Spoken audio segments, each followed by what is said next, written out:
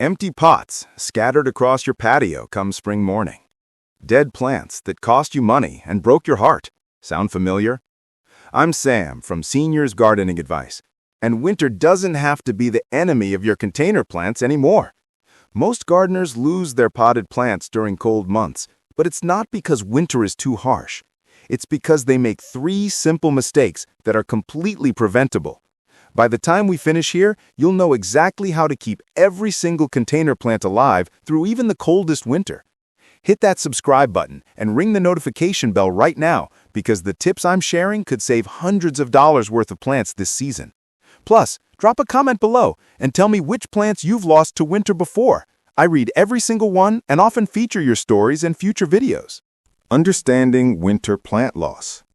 Winter plant death in containers happens more often than you might think. You spend months caring for beautiful perennials, watching them grow strong and healthy all summer long. Then winter arrives, and by spring, you're staring at empty pots and mushy, dead roots. This heartbreak affects thousands of gardeners every year, and it's not your fault. The problem is that most people don't understand why container plants face different challenges than ground plants during winter months. The main problems. Why container plants die. Let me explain the 4 biggest reasons your potted perennials don't make it through winter so you can avoid these deadly mistakes. Problem 1. Root exposure to freezing. When perennials grow in garden soil, the earth works like a giant warm blanket around their roots. The temperature changes happen slowly, and roots stay protected deep underground. But containers are different. The pot sides sit directly in freezing air, and cold goes straight through the container walls to the roots. Plants that would survive easily in the ground suddenly face temperatures that kill them in pots. Problem 2. The freeze-thaw damage cycle. This problem sneaks up on many gardeners. During sunny winter days, containers warm up enough for soil and roots to start thawing. When nighttime comes, everything freezes solid again. This constant expanding and shrinking splits containers apart, leaving big cracks. Even worse, it damages root tissue from the inside. Imagine someone pulling the ground out from under you over and over until you can't stand up anymore. That's what happens to your plants. Problem 3. Water problems. Water issues can kill plants in 2 completely opposite ways. Sometimes container soil dries out much faster than expected. By deep winter, roots have dried up like raisins, dying from thirst instead of cold. Other times, soil holds too much water, freezes into solid ice, and roots can't breathe in the soggy, frozen mess. Both situations end the same way. Dead plants come spring. Problem 4. Ignoring dormant plant needs. Many gardeners think dormant plants need 0 care. No leaves, no growth, nothing happening above the soil means nothing to worry about, right? Wrong.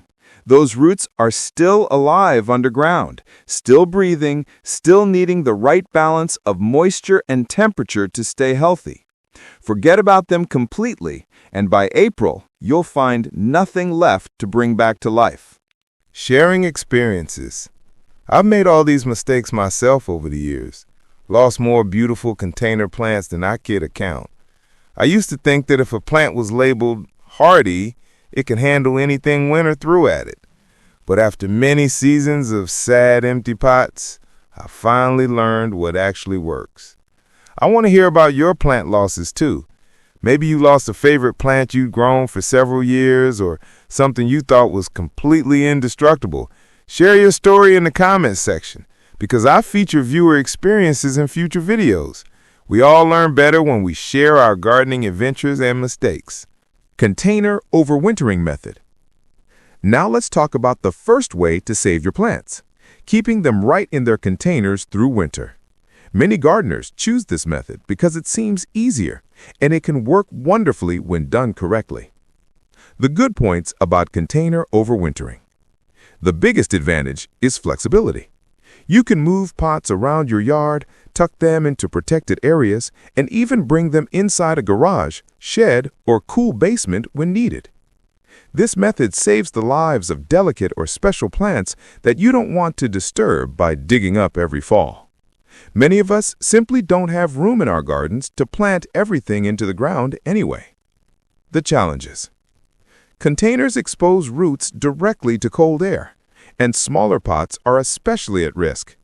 Without protection, your plant basically sits in a freezer all winter long. Additionally, materials like clay or ceramic crack easily, leaving you with broken pots and dead plants by spring. Best practices for container overwintering. Rule 1. Size matters. Bigger pots hold more soil, which means more insulation around the roots. When choosing between a small pot or large pot for winter, always go bigger. More soil equals better protection. Rule 2. Choose the right material. Plastic, composite, wood, or metal containers survive freeze-thaw cycles much better than ceramic or clay pots, which almost always crack. If you must use ceramic, consider moving plants into sturdier pots just for winter months. Rule 3. Create shelter. Group containers together in clusters, preferably against a wall on the east or south side of your house where they'll be protected from harsh winds. You can wrap the sides with burlap, bubble wrap, or even old blankets to slow down cold penetration. Some smart gardeners place smaller pots inside larger ones, filling the gap with mulch or leaves for extra insulation. Rule 4. Soil moisture management. Moist soil holds heat better than dry soil, but you don't want it soaking wet. Before the ground freezes, give your containers a good deep watering. Then, check them occasionally through winter. If soil feels completely dry during a warm spell, water lightly, just enough to keep roots from drying out. I made a big mistake for years by thinking dormant plants needed no attention at all. One spring, I pulled the pot out of storage only to find soil that had shrunk down hard and dusty, with roots shriveled like old straw. That plant never recovered. Now I always monitor moisture, even in January and February. It takes just a few seconds, but it can mean the difference between spring blooms or spring disappointment. Ground overwintering method. The second major option is ground overwintering. This means either transplanting your perennials into garden soil for winter or burying the entire container in the ground. This method is closer to what happens in nature. Why ground overwintering works so well? The earth itself provides incredible insulation. Once frost sets in, soil temperatures change very slowly, protecting roots from wild swings between daytime warmth and nighttime freezing. Think of it like tucking your plant into a natural warm blanket that wraps around every single root. Two main ground methods. Method 1. Transplanting. Remove your perennial from its container, dig a hole in your garden, and plant it directly in garden soil about 1 month before first frost. Come spring, you can either leave it in place permanently or dig it back up and return it to a container.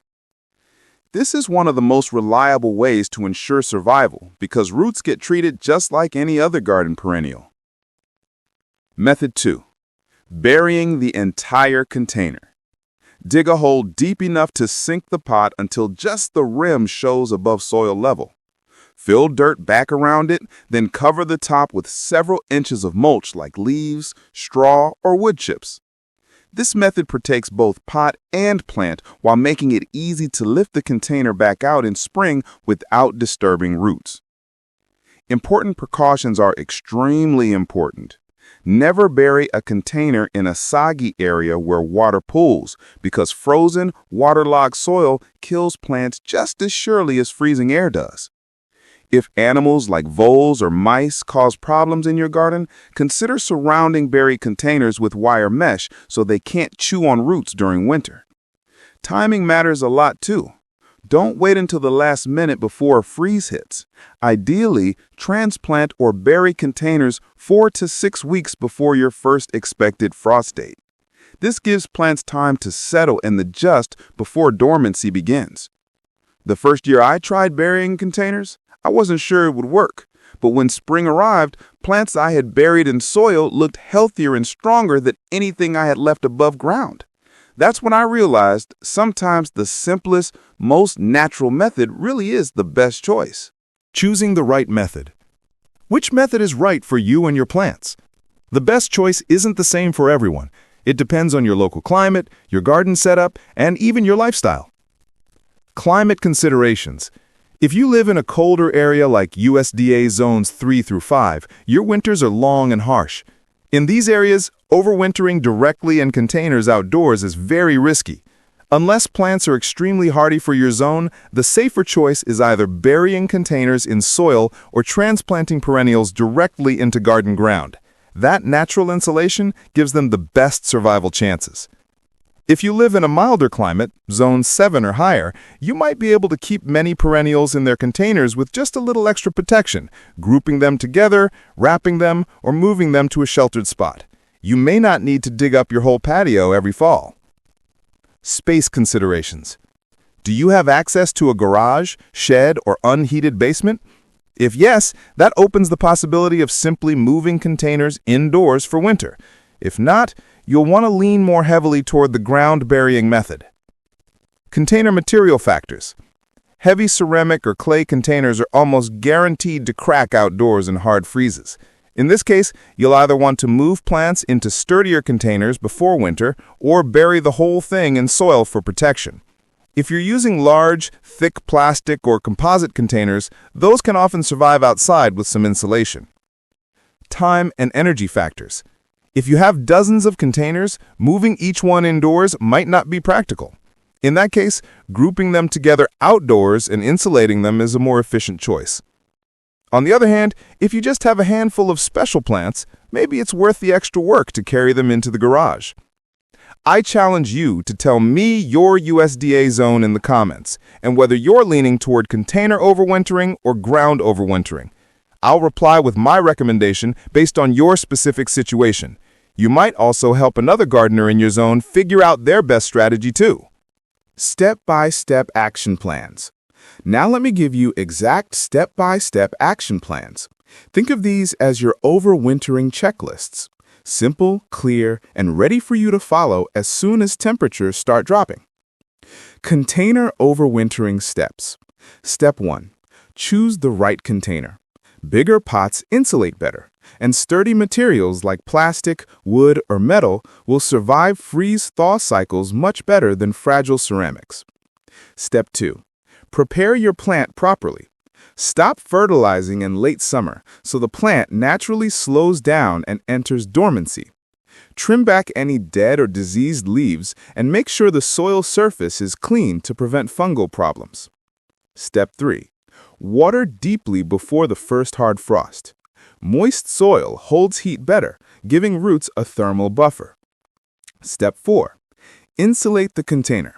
Wrap it in burlap, bubble wrap, or whatever materials you have available. Group containers close together, ideally near a house wall, so they can share warmth and protection. Step 5. If possible, move containers to a sheltered location. An unheated garage, shed, or cold frame is ideal. If not, leave them outdoors, but make sure they're raised slightly off the ground so excess water can drain away. Step 6. Throughout winter, check on them once monthly. If soil feels completely dry during a thaw, add just a bit of water. Don't overdo it. You're aiming for damp, not soaking wet. Ground overwintering steps. Step 1. About 4 to 6 weeks before your first expected frost, decide whether to transplant your plant directly into garden soil or bury the entire container. Step 2. If transplanting, dig a hole slightly larger than the root ball. Place the plant in and fill firmly around it. If burying the container, sink it into soil until only the rim is showing. Step 3. Add mulchware. Cover the soil with 3 to 6 inches of organic mulch. Leaves, straw, pine needles, or wood chips all work well. This adds another insulation layer and helps regulate soil temperature. Step 4. If animals are an issue in your area, consider adding a wire mesh barrier to keep them from nibbling on roots. Step 5. As spring approaches, remove mulch gradually. Give the plant time to adjust to warming temperatures without shocking it. If you buried a container, simply lift it out once frost danger has passed. Bonus tips and myth busting. Before we finish, let me share some bonus tricks and bust a few myths that could save your perennials this winter. These are small details that most gardeners overlook, but they can make a huge difference. Important myth to bust. If a perennial is hardy in my zone, it'll survive just fine in a pot. Unfortunately, this isn't always true. A plant labeled hardy to zone 5 may do great in garden ground, but in a container, its roots are exposed to much colder conditions, sometimes the equivalent of 2 whole zones colder. That means your zone 5 plant might not make it through a zone 5 winter if it's stuck in a pot. Always factor in that extra exposure when deciding which plants to overwinter in containers. Bonus tricks. For evergreen plants, use an anti-desiccant spray to protect them from drying winter winds. It's like giving them a moisture shield when air is at its driest. Don't have fancy insulation materials? No problem. Old blankets, broken down cardboard boxes, or even a bale of straw can do wonders to keep containers cozy. I've seen gardeners build little windbreak forts around their containers with scrap wood or pallets. Cheap, effective, and surprisingly attractive. If you're short on space, sink containers into a raised bed for winter. The soil in the bed gives you natural insulation, and come spring, you just lift them right back out. Here's one more valuable tip. If you really want to maximize survival rates, cluster your containers together as tightly as possible. Plants on the outside protect those in the middle, creating a little microclimate that's several degrees warmer than the surrounding air. I've used this trick for years, and the difference is remarkable. Spring recovery care. You've made it through the long winter, and spring is finally here. But hold on, your plants aren't completely safe just yet. How you handle them in these first few weeks of spring can make or break their recovery. First rule, uncover gradually. Don't rush to strip off every layer of insulation the moment you see sunshine. Sudden exposure to warm days followed by cold nights can shock plants and damage new growth. Instead, peel back mulch or remove wraps in stages, giving plants a chance to adjust slowly. Second rule, be patient with watering and feeding. Roots are just waking up from their winter sleep. A heavy dose of fertilizer too early can stress the plant instead of helping it recover. Stick with light watering until you see clear signs of new growth, then slowly reintroduce feeding. Third rule, stay alert for late frosts. Just because your calendar says it's spring doesn't mean Mother Nature agrees. Keep a frost cloth or old sheet handy so you can cover plants quickly if temperatures dip unexpectedly. Fourth rule, observe your plants closely. Plants that were overwintered successfully will often bounce back stronger than ever. Compare how your container plants look versus those you buried or transplanted. You'll quickly see which method works best for your specific garden, and that's knowledge you can use year after year. Here's the big takeaway from everything we've covered. If you're keeping perennials in containers, remember that bigger pots, better insulation, and regular moisture checks are your keys to survival. If you're overwintering them in the ground, give them time to settle in, mulch deeply, and let nature do the heavy lifting. Either way, you now have the complete step-by-step plan to make sure your plants don't just survive winter, they come back bursting with life in spring. Now I want to hear from you. Which method are you going to try this year? Drop your answer in the comments and let's learn from each other's experiences. Your success story might inspire another gardener to save their favorite plants too. If this video helped you protect your plants, don't forget to hit that subscribe button and ring the notification bell so you never miss another plant-saving tip from Seniors Gardening Advice. Share this video with a gardening friend who struggles to keep their perennials alive through winter. you might just save their garden and their wallet, too. Next week, I'll be showing you the top 5 perennials that always survive the coldest winters, even in containers. These are the toughest plants that rarely let you down, no matter how harsh your winter gets. You definitely won't want to miss that episode. Thanks for watching Seniors Gardening Advice. I'm Sam, and I'll see you in the next video where we'll keep learning together how to make your garden thrive in every season.